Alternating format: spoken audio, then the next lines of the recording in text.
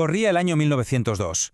Un ilusionista francés, un tal Georges Méliès, decide apuntar su cámara no a la calle, no a una fábrica, sino a la luna. Y con ese gesto, cambió el cine para siempre. Hoy vamos a desgranar su obra maestra, Viaje a la Luna, para ver que no era solo una peli más. No. Fue una auténtica revolución técnica. Y para entender su genialidad, la clave está justo aquí. Méliès era, por encima de todo, un mago, un ilusionista. Para él, la cámara no era una máquina para capturar lo que ya existía. ¡Qué va! Era su nueva varita mágica, una herramienta para hacer real lo imposible. Pero claro, la pregunta del millón es, ¿cuáles eran sus trucos? ¿Cómo lo hizo? O sea, ¿cómo consiguió hace más de 100 años que el público viajara a la Luna y volviera, con efectos que sinceramente nos siguen dejando boquiabiertos? Pues venga, vamos a descubrirlo.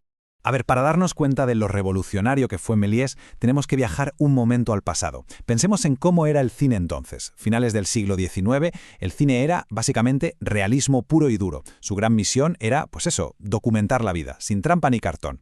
Y en ese momento había como dos bandos, dos maneras de ver el cine. Por un lado, los famosos hermanos Lumière. Ellos filmaban la vida misma. Un tren llegando a la estación, los obreros saliendo de la fábrica, lo que veían.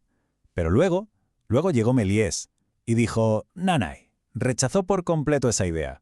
Lo suyo era construir fantasías, hacer visible lo que solo existía en la imaginación. Es que él no quería mostrar el mundo, quería inventarse mundos nuevos. Claro. Para crear esos mundos de fantasía no podía rodar en cualquier sitio. La calle no le servía. Así que, ¿qué hizo? Pues se construyó su propia fábrica de sueños.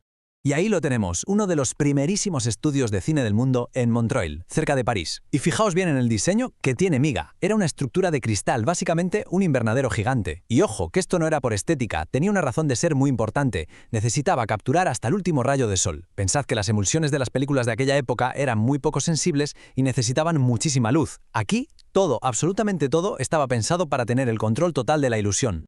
Y una vez dentro de su estudio, ¿qué hizo? Pues volcar todo su conocimiento de mago de teatro. Adaptó sus trucos de toda la vida al cine. Por ejemplo, usaba maquetas a escala para el cañón y la cápsula. Brillante.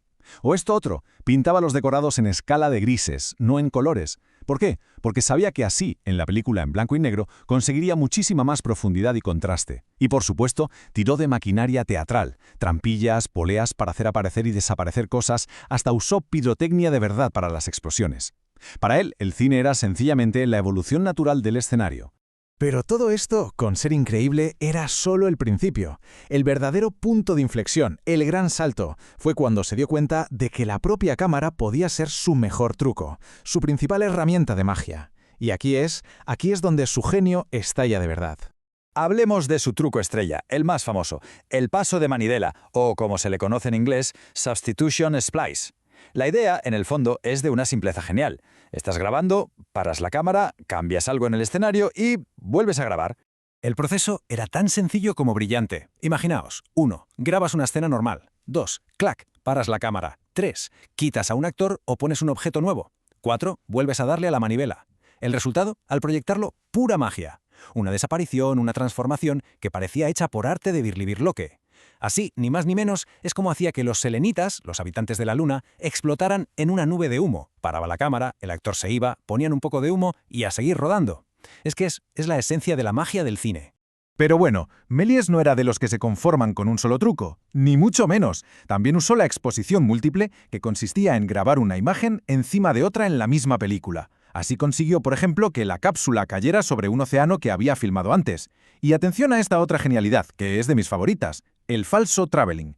En aquella época las cámaras pesaban una barbaridad. Moverlas era imposible. ¿Solución? Pues si no puedes mover la cámara, mueves el decorado. Para ese primer plano icónico de la cápsula acercándose a la cara de la Luna, lo que hizo fue mover al actor que hacía de Luna en una silla con ruedas hacia la cámara, que estaba quieta. Es que es pura inventiva para superar las limitaciones técnicas. Vale, ya tenemos todos los trucos rodados. Pero la función no había terminado. Faltaban esos toques finales para que la experiencia fuera, un espectáculo total. Un detalle que a menudo se nos pasa por alto es el tema de la velocidad. A ver, las cámaras de entonces se movían con una manivela, a mano. Esto significa que la velocidad no era fija como ahora. A veces se grababa a 12 o 16 fotogramas por segundo, lo que daba un aire como de sueño, más lento, y otras veces se proyectaba más rápido, a 24, más moderno. ¿Qué significa esto? Pues que no solo cambiaba la sensación del movimiento, sino que la duración de la propia película podía bailar entre los 9 y los 18 minutos. ¡Casi nada! Pero si había un toque final que de verdad dejaba al público con la boca abierta, era este: el color. Pensemos que el cine era en blanco y negro, y de repente llega Méliès y ofrece un viaje a la luna a todo color. Y claro, esto no se hacía con un filtro de Instagram, era un trabajo titánico. Estaba a cargo del laboratorio de una mujer, Elisabeth Touyer, y su equipo de unas 200 mujeres. 200. Su trabajo consistía en pintar a mano con pinceles minúsculos cada uno de los fotogramas de la película, uno por uno. Utilizaban tintes especiales de anilina y podían llegar a aplicar hasta 20 colores distintos en un solo fotograma. Es una labor de artesanía, de una paciencia y una precisión que hoy nos cuesta hasta imaginar. Muy bien, hemos visto la técnica, el ingenio, el esfuerzo, pero ¿cuál fue el resultado de todo esto? ¿Qué pasó con la película? ¿Qué legado dejó? Pues el impacto fue sencillamente brutal. Para empezar, costó una fortuna para la época, 10.000 francos. Se convirtió en un éxito mundial al instante. Tan popular fue que la piratearon sin piedad, sobre todo en Estados Unidos. Y a nivel narrativo, prácticamente inventó el cine de ciencia ficción tal y como lo conocemos. Su influencia es tan grande que llega hasta hoy, inspirando a cineastas de todas las generaciones, desde los pioneros como D.W. Griffith hasta los que vemos hoy en el cine. Y es que, al final hay que entender una cosa, todos estos trucos, todas estas innovaciones, no eran solo efectos especiales para dejar a la gente alucinada. Era mucho más que eso. Lo que Méliès estaba creando era un lenguaje nuevo para el cine. Estaba demostrando que una cámara no solo servía para grabar la realidad, sino para contar historias, para fabricar fantasías, para llevarnos a sitios donde nunca habíamos estado. Así que, si nos preguntamos cuál fue el mejor truco de magia de Georges Méliès, quizás la respuesta es esa. Su truco más grande, el más duradero, fue enseñar al cine a soñar. A ver, pensemos un momento en cómo era el mundo en 1902. No había aviones, ¿eh? El cielo era un límite, una frontera real. Y ahora, imaginad que en ese preciso instante, el cine ya nos había llevado a la luna. Suena increíble, ¿verdad? Pues hoy vamos a desgranar cómo una película de ese año, de 1902, no es que solo inventara la ciencia ficción en el cine, es que básicamente definió el futuro del séptimo arte tal y como lo conocemos. Eso es. Nos plantamos en 1902. Volar era un sueño. Los hermanos Wright estaban ahí, a puntito de conseguirlo, pero todavía no había pasado. La tecnología, eso sí, iba a toda pastilla. Había una sensación de que el progreso era imparable. Pero aún así, la idea de surcar los cielos, eso todavía parecía cosa de ciencia ficción. Y sin embargo, atención a esto, mientras la gente miraba al cielo esperando a ver el primer avión, en los cines ya se estaba viajando mucho, mucho más lejos. Se estaba conquistando el espacio. Un viaje que era literalmente imposible. Se estaba haciendo real delante de los ojos de todo el mundo. Y todo gracias a la genialidad de un visionario. Vale, pero ¿quién era este mago? ¿Quién estaba detrás de todo esto? Para entender de verdad la importancia de su obra maestra, de Viaje a la Luna, primero tenemos que hablar de él, de Georges Méliès. Y también del cine de su época, porque digamos que el cine en aquel momento estaba en una encrucijada, con dos caminos muy diferentes. Por un lado, teníamos a los hermanos Lumière. Para ellos la cámara era como una ventana. Su objetivo era grabar la realidad. Trenes llegando a una estación, obreros saliendo de una fábrica, la vida, sin más. Pero luego llegó Georges Méliès. Él no era un científico, era un ilusionista, un hombre de teatro. Y cuando vio esa misma cámara, no vio una ventana. No, vio una varita mágica. Exacto. Para él, el cine no estaba para mostrar la realidad. Para eso ya estaba la vida. El cine era una puerta a la fantasía. Su obsesión no era filmar el mundo que ya existía, sino inventar mundos nuevos, usar la cámara para sorprender, para dejar al público con la boca abierta. Es que la cita lo clava. Tenía estrellas en los ojos y el deseo de hacer visible lo imposible. No se puede decir mejor. Y claro, con esa mentalidad, en 1902 se lanzó a la piscina con su proyecto más loco y ambicioso. Una película que, se acabaría convirtiendo en un icono para siempre. Hablamos de un presupuesto de 10.000 francos. Ojo, que hoy no nos parece mucho, pero en 1902 eso era una auténtica barbaridad de dinero. Méliès tiró la casa por la ventana. De hecho, construyó el primer estudio de cine de la historia, allí en París. Era como un invernadero gigante de cristal pensado para controlar la luz a su antojo y, para fabricar su magia. Es que él lo controlaba todo, desde el guión hasta los decorados. Fue en esencia el primer autor de cine. Lo que salía de allí eran lo que se conocía como películas de trucos. Y tiene todo el sentido, ¿no? Venía de la magia. Y Viaje a la Luna fue sin ninguna duda su gran truco final. La culminación, la obra maestra donde volcó todo lo que había aprendido. ¿Y dónde estaba la magia? Pues en su ingenio, claro. Se inspiró muchísimo en las novelas de Julio Verne y de H.G. Wells y mezcló todo lo que sabía del teatro con técnicas de cámara que eran para la época pura brujería. Fijaos, usaba el stop motion. Paraba de grabar, cambiaba algo y volvía a grabar. Así conseguía que los selenitas explotaran en una nube de humo. O la exposición múltiple, grabando una imagen encima de otra para llenar el cielo de planetas y estrellas. Y todo esto lo unía con fundidos, con transiciones súper suaves que hacían que la película entera pareciera un sueño. Pero vale, la técnica es alucinante. Pero Viaje a la Luna es mucho más que un montón de trucos ingeniosos. Es que es un espejo perfecto y fascinante de la sociedad de 1902, de la llamada Belle Époque. Es que si nos fijamos, cada detalle nos cuenta algo de esa época. El cañón que lanza la nave, eso es puro optimismo científico. Esa fe ciega de principios de siglo en que la tecnología lo podía solucionar todo, justo antes de la Gran Guerra. Pero ojo, que también hay mucha retranca. Los astrónomos son representados como unos señores pomposos y un poco torpes, una clara sátira de las sociedades académicas de la época.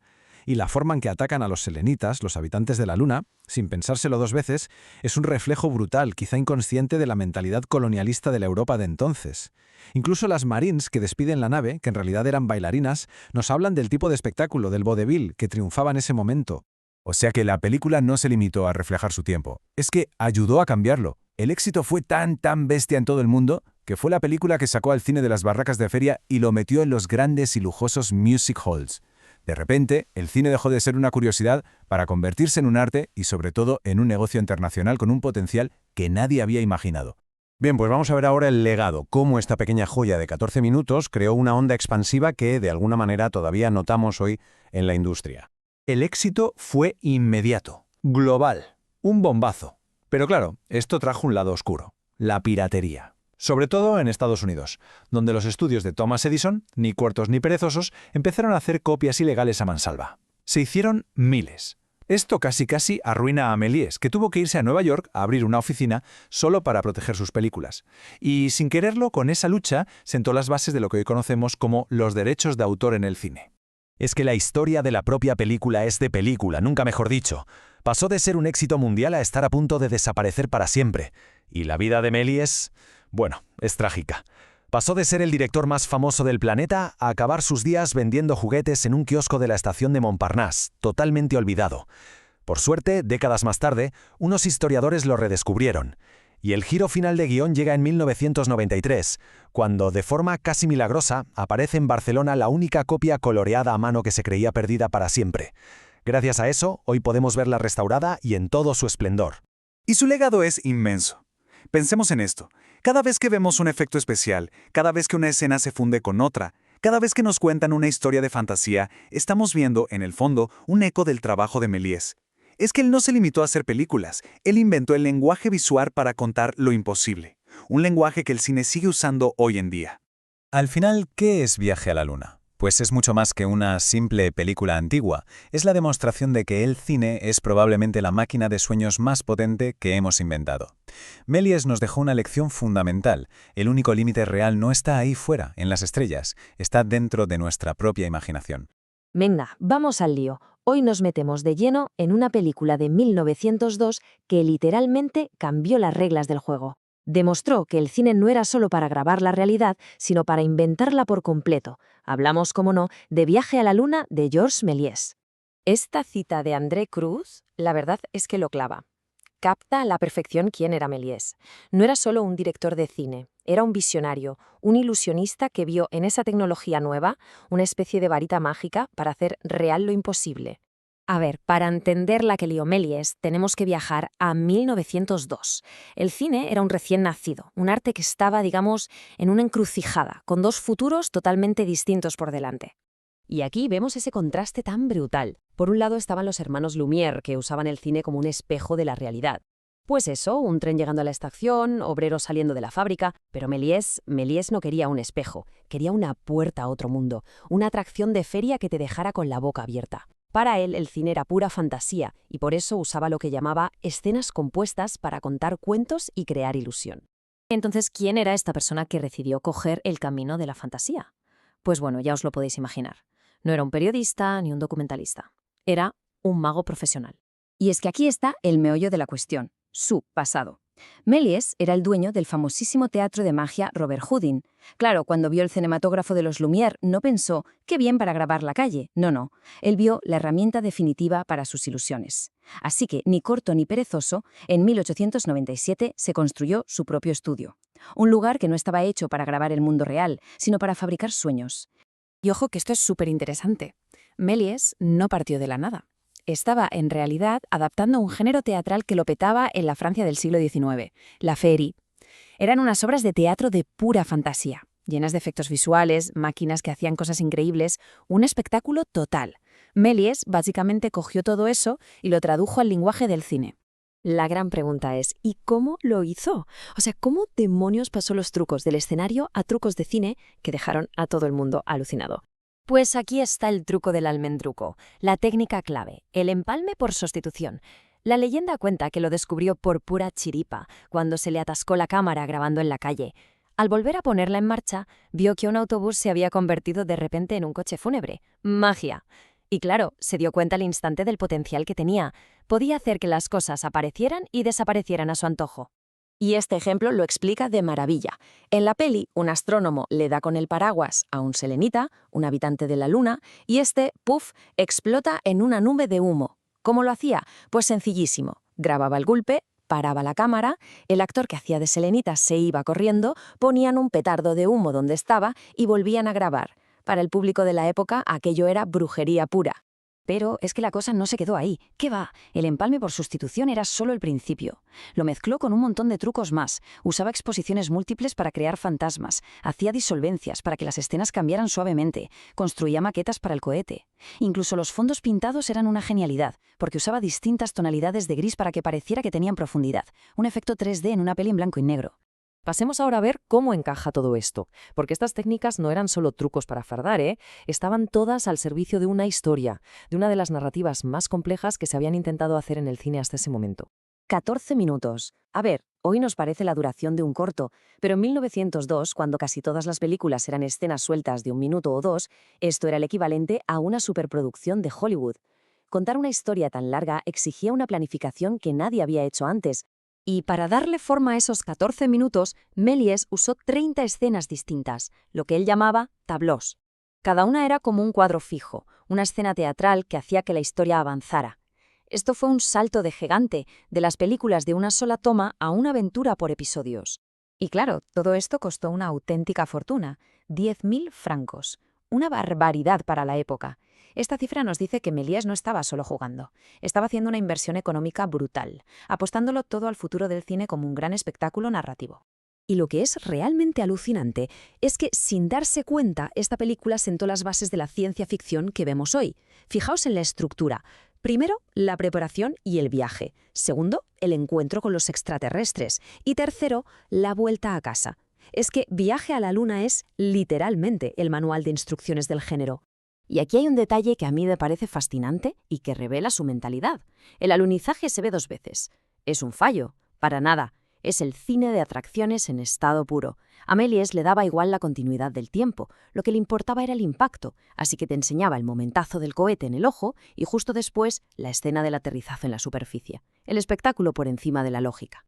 Y todo esto, claro, nos lleva a su legado. ¿Cómo es posible que una película de 1902 siga siendo tan importante más de un siglo después? Pues su influencia fue inmensa.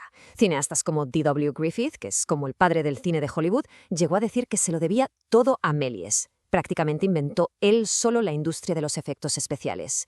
Su lógica, que se parecía más a un sueño que a la realidad, inspiró décadas más tarde a los surrealistas, como Buñuel, y por supuesto nos dejó esa imagen, la luna con el cohete en el ojo, el primer gran ícono de la historia del cine. Pero la propia película tuvo una vida de aventuras, casi como las que contaba. Méliès llegó a hacer copias en color, que se pintaban a mano, fotograma a fotograma, un trabajo de locos. Durante casi 100 años se dio por hecho que todas esas copias se habían descompuesto, que se habían perdido para siempre. Y entonces ocurrió el milagro. En 1993 encontraron una de esas copias en color en Barcelona, en la Filmoteca de Cataluña, aunque estaba hecha un desastre, totalmente descompuesta. Lo que viene después fue una de las restauraciones más épicas que se han hecho nunca. Durante años, un equipo fue reconstruyendo la película digitalmente, trocito a trocito. Y por fin, en 2011, esa versión en color, resucitada, se estrenó en el Festival de Cannes. El mundo pudo verla tal y como Méliès la había soñado. Y terminamos con esto, con una pregunta para darle vueltas. El legado de Georges Méliès es la ficción, la fantasía, el poder de los sueños. Sin esa decisión que tomó de darle la espalda a la realidad y apuntar a las estrellas, ¿qué sería el cine que conocemos hoy? ¿Sería siquiera algo parecido? Ahí lo dejo.